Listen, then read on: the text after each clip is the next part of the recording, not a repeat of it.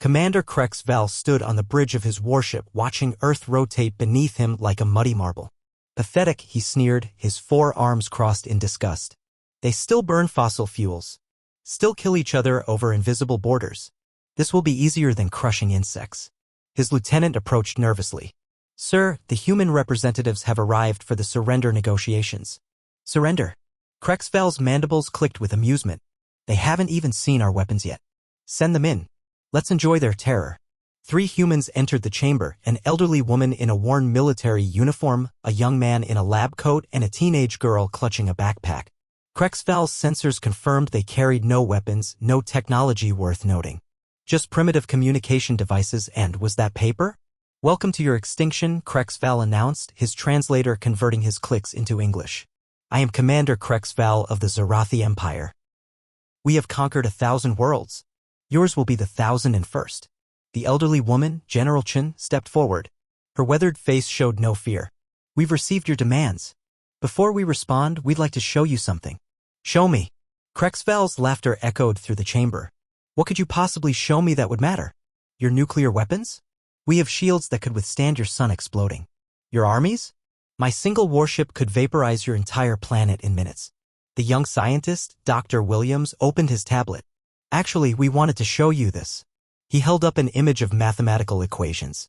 Krexval leaned forward, his 8 eyes focusing. Basic physics. Every civilization discovers these within their first 1,000 years. Is this supposed to impress me? Not the equations, Dr. Williams said quietly. Who solved them?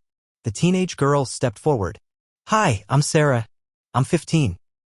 I solved those equations when I was 12 for my science fair project. But that's not what we wanted to show you either. Krexval's patience evaporated. Enough games. You dare waste Maya. 20 years ago, General Chen interrupted, her voice cutting through his rage. An asteroid the size of Manhattan was heading for Earth. We had 6 months warning. Do you know what we did? Coward in fear, I assume. We argued. Chen's weathered face cracked into a smile. Every nation, every scientist, every politician argued about the best solution. We nearly started 3 wars over who would lead the mission. It was chaos, proving my point about your weakness. Then, with 2 weeks left, something happened. Chen nodded to Sarah, who pulled a worn photo from her backpack. My daughter was 5 years old. She asked me why the grown-ups were fighting when the big rock was coming. And you know what? Every parent on Earth heard that same question from their children that week. Sarah held up the photo, millions of people working together, building something massive. 48 hours. That's how long it took humanity to stop arguing and start working. We built 17 rockets simultaneously using parts from washing machines, cars, anything we could find. The North Koreans shared their rocket fuel.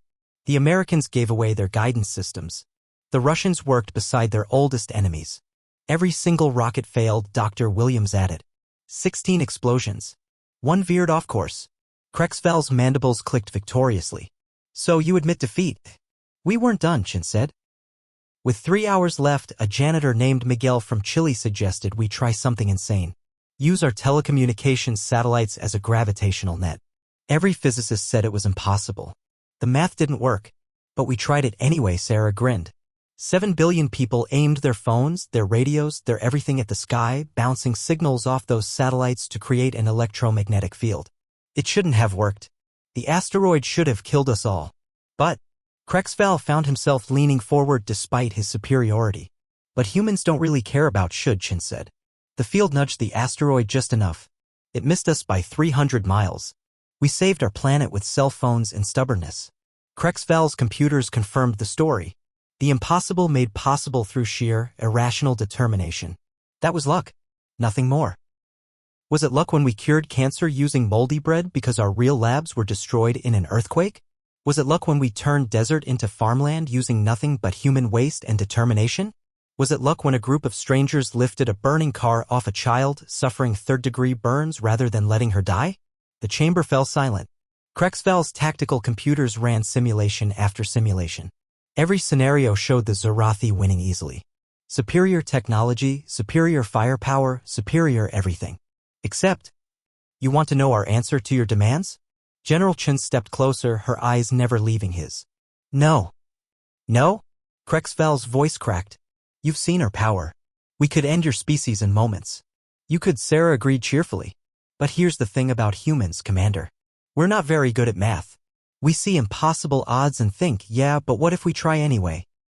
We're the species that looked at the ocean and built boats from trees. We looked at the sky and built wings from metal.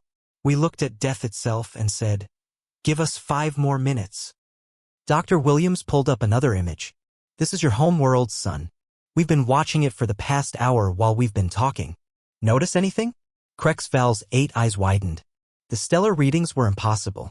What have you done? Nothing yet, Chin said. But every human on Earth is currently holding a mirror.